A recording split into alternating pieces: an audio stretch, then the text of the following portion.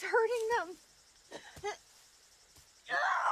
Today, we shall venture into a town. But see, the funny thing about this town is that once you get there, you can't leave. And also, you're hunted. The people of the town have found a way to survive, and today we shall talk about one of these people. Her name is Sara Myers. You may be wondering why she's important. Let's just say she's the only person who can hear voices in the town that give her instructions and make her do things. Terrible things. So let the story begin. But before we go into our explanation, we have a very small request. If you like our content, please support us by subscribing to our channel. This is a small click for you, but for us, it means a lot. Thank you. Let's begin.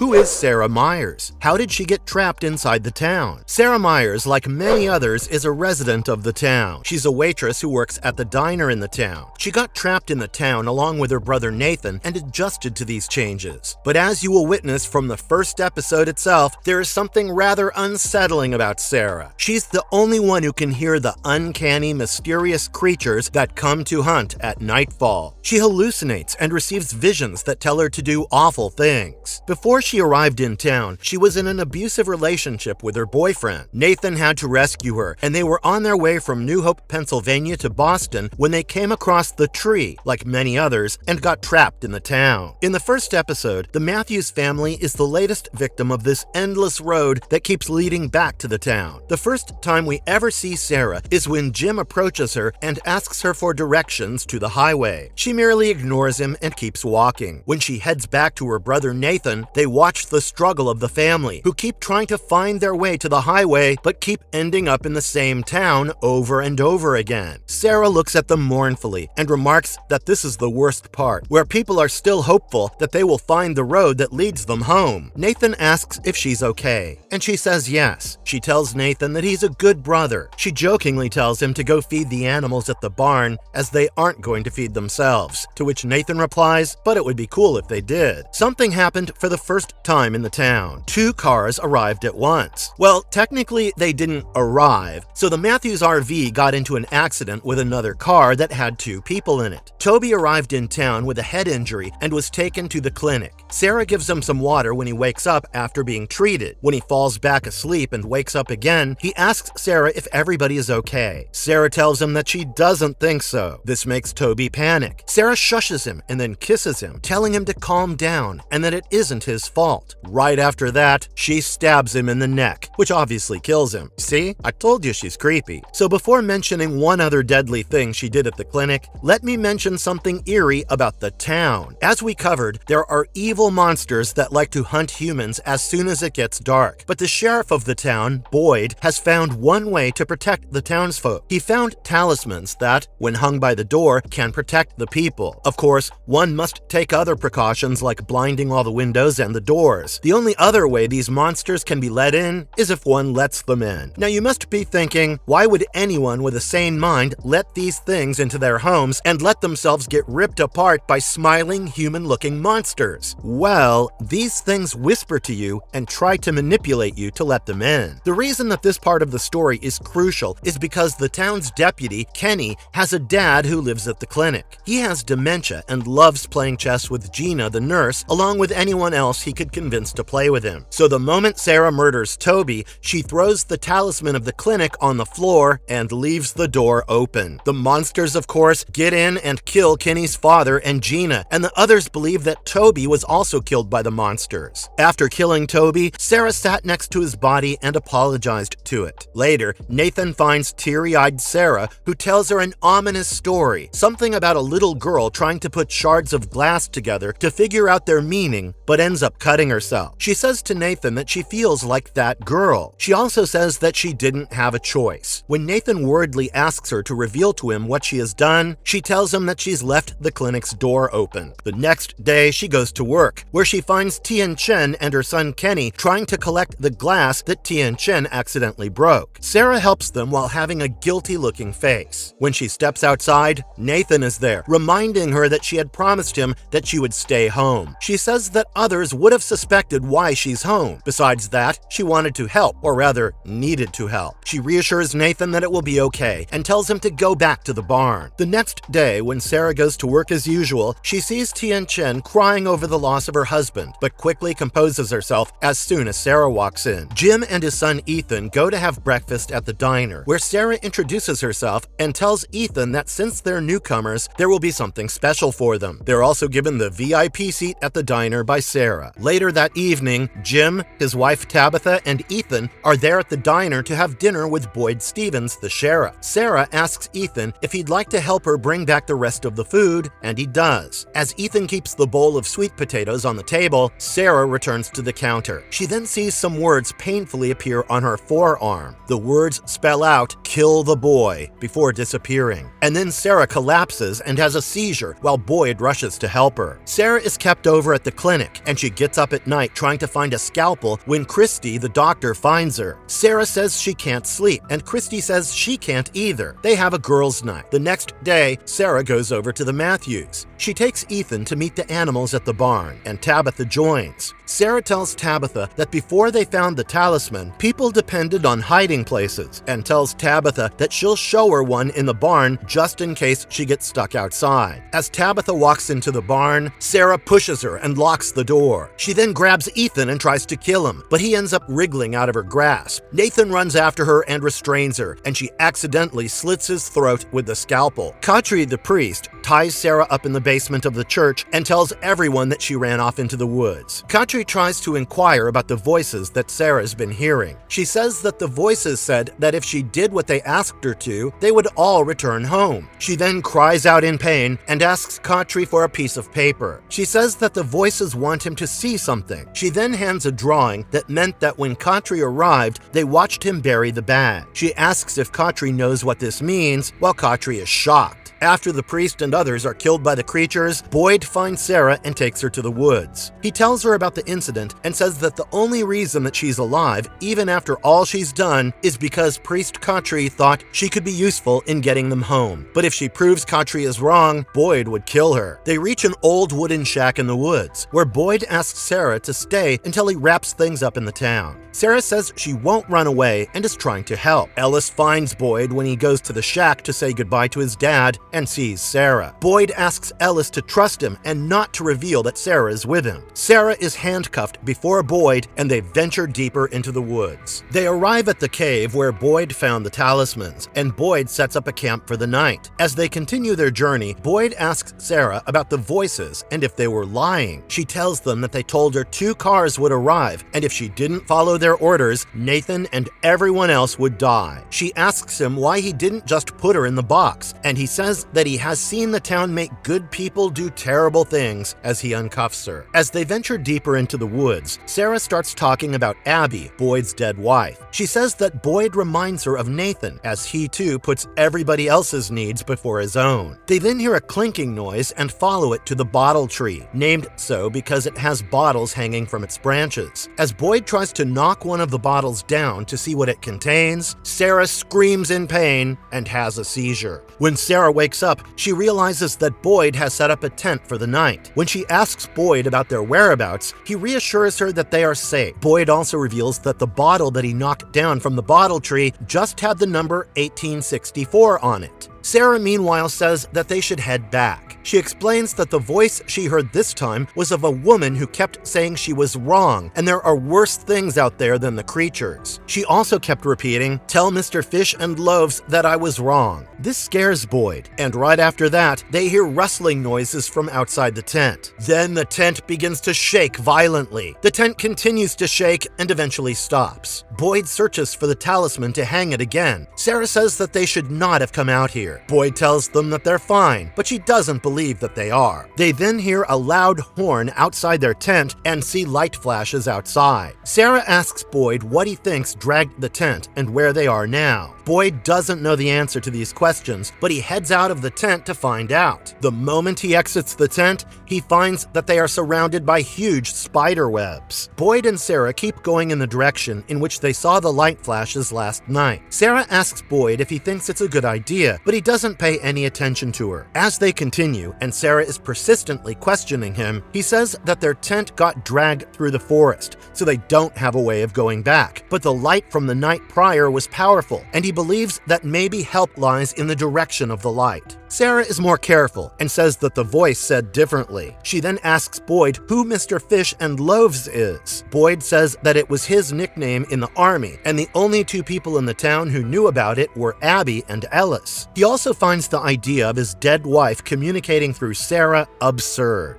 Boyd then hears a woman's voice that seems to be calling for help. Surprisingly, for once, Sara can't hear this voice. Boyd rushes towards the voice and sees Abby trapped in a web, but the apparition gets a hold of him and begins to scream. Boyd then gets covered by spiders, which is probably my worst nightmare. The spiders bite Boyd before Sara's able to help remove them. When Sara asks Boyd what he saw, he doesn't answer. As Boyd insists on continuing the journey, Sara asks him to rest and talk to her. Boyd starts to panic because they can't find a way out. Boyd keeps getting worse, believing that there's no way out, and the place is feeding on their pain, and then he falls to the ground. Sara helps him get back up after reminding him that Ellis is in the town, waiting for him. As Boyd manages to get back on his feet, they see a storm approaching. Sara knows they need to find shelter, and even though Boyd wants to continue, he's physically unable to. Sara carries Boyd's bag and says that they're heading in the right direction. It begins pouring, and as they struggle to reach the top of the hill, they discover that the source of the horn and the light is a huge lighthouse.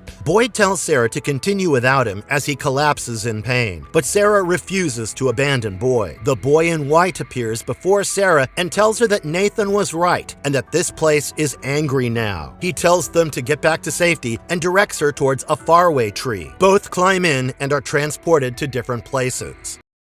What happened to her in Season 2? We see Kenny go to the church to see if Father Kotri left anything behind that could be used for the funeral service, and he hears clattering coming from the basement of the church. He heads downstairs holding his weapon and finds Sara, who says hello to him. Kenny leaves to go and get Boyd. He shows him that he found Sara, which surprises the sheriff. Boyd tells Kenny to leave them alone to talk privately. Sara expresses relief that Boyd is okay, and when Boyd asks Sara where she went, she tells him that she was transported back to the church basement. She then asks Boyd where he went, but Boyd asks her how she knew about the tree and what it did. She mentions the boy in white, who informed her about the tree and warned the place they were in was becoming angry. Boyd acknowledges that Sara's return will cause problems, and they need to decide how to handle it. Sara hints that Boyd knows what must be done and asks if he told Kenny about the incident at the clinic. Boyd replies that he hasn't and leaves to talk to Kenny. Kenny later questions Sara about how she saved Boyd and the voices she hears that led her to commit terrible acts. He struggles to understand why she didn't immediately think she was going crazy. Sara admits she can't undo her actions, but acknowledges that Boyd gave her a chance she didn't deserve. Kenny, conflicted, wants to believe in Boyd, but fears the town's reaction. He's trying to be empathetic, but learns from Sara that she caused Bing Qian's death. The next day, Boyd is awakened by Jim and Tabitha, who demand to know where Sara is. Despite Boyd's attempts to calm them, Sara appears, making Tabitha furious and warning Sara to stay away from her family. Boyd, frustrated, leaves to inform Donna. Sara, feeling out of place, returns to her former house, now occupied by new residents,